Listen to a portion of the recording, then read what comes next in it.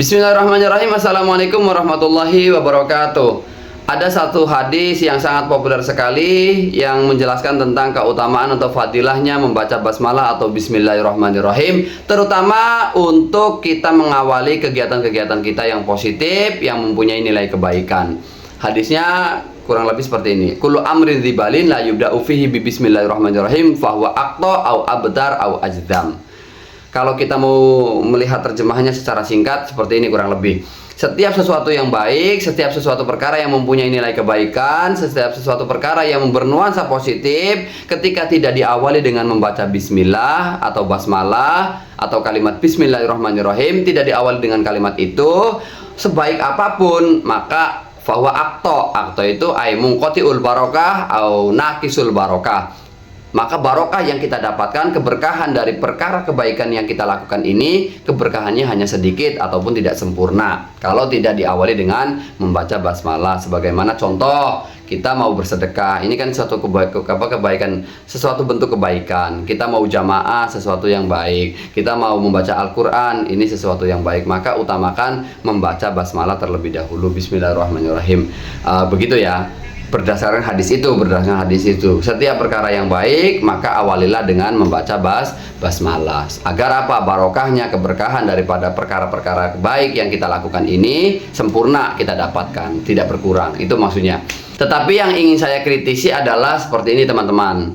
Boleh ya untuk kritis ya. Ini tujuannya kritik untuk membangun supaya kita lebih baik lagi.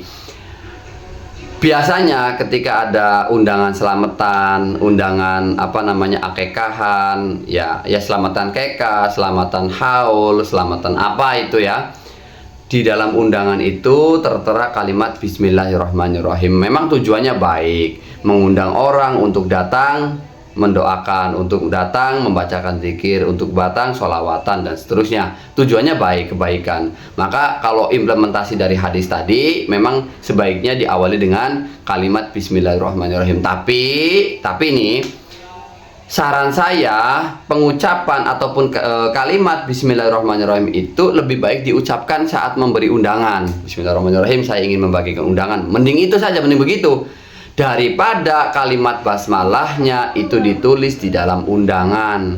Kenapa? Walaupun pada dasarnya menulis kalimat basmalah itu adalah baik, tetapi ketika ditulis di dalam undangan, yang notabene undangan tersebut, yang lembaran putih biasa itu undangan lembaran putih, itu biasanya sering tidak dirawat oleh si penerima undangan. Artinya orang-orang yang diundang itu ketika sudah mengetahui jadwalnya, mengetahui lokasinya, kapannya, ini sudah jelas informasinya, biasanya undangannya dibuang teman-teman. Nah kalau dibuang atau dibuang di halaman rumah atau disapu atau apa, yang terjadi apa? Yang terjadi undangan tersebut yang di dalamnya tertulis kalimat bismillahirrahmanirrahim itu diinjak-injak, kemudian diinjak-injak, dibuang di tong sampah dan seterusnya.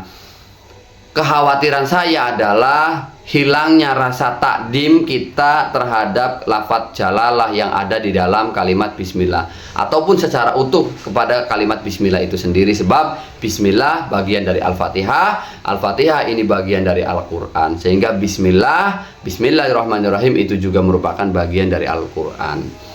Maka yang dikhawatirkan seperti itu teman-teman, tidak terjaga, tidak terawat, kemudian dibuang begitu saja. Yang terjadi akhirnya puncaknya adalah dihinakan, diinjak-injak, dilecehkan, dan ini yang pada akhirnya menyebabkan kita sebagai penulis ataupun yang sebagai pembaginya, pembagi undangan atau tuan hajatnya, ini mendapatkan dosa. Dosanya apa? Yaitu dosa karena tidak bisa menjaga lafzul jalalah, tidak bisa menjaga kalimat thayyibah, tidak bisa menjaga kalimat bismillahirrahmanirrahim yang merupakan bagian dari Al-Quran. Ingat, yang perlu saya ingatkan adalah seseorang tidak akan menjadi kufur sebab dia maksiat. Orang minum arak, minuman keras, selama hatinya masih kepada Allah, masih berteguh kepada Allah dan Rasul, dengan maksiat itu tidak menjadi kufur. Seseorang mencuri, artinya selama dia tidak melakukan tindakan menyembah kepada selain Allah, ya tetap dia statusnya masih muslim. Jadi dalam kitab taklim itu dijelaskan, seseorang tidak akan menjadi kufur hanya sebab maksiat, tapi seseorang bisa menyebabkan kufur disebabkan meninggalkan rasa hormat terhadap syariat, rasa hormat terhadap agama, rasa hormat kepada Allah Subhanahu wa Ta'ala. Contoh, orang nggak sholat itu masih artinya ya dosa sih dosa. Orang nggak puasa, dosa sih dosa, tapi tidak sampai menyebabkan dia kufur. Tapi ketika orang itu tidak sholat lalu ditanya kenapa kamu tidak sholat, jawabannya apa? Untuk apa sholat? Untuk apa? Emang sholat bisa membuat kita kaya? Emang sholat dapat mendatangkan duit segala macam? Kalau sudah ada unsur menghina, meremehkan, merendahkan terhadap syariat, ini yang kemudian menjadikan kufur. Maksiatnya tidak menjadikan kufur, tetapi ihanahnya, rasa menghinanya, perasaan melecehkannya, merendahkannya, menganggap agama itu seolah-olah tidak penting lagi, syariat itu sudah tidak berguna, itu yang menyebabkan orang itu menjadi kufur, termasuk menghinakan kalimat-kalimat yang suci sebagaimana Al-Quran ataupun Bismillahirrahmanirrahim yang merupakan bagian daripada Al-Quran. Jadi paham teman-teman ya? Awas, hati-hati. Assalamualaikum warahmatullahi wabarakatuh.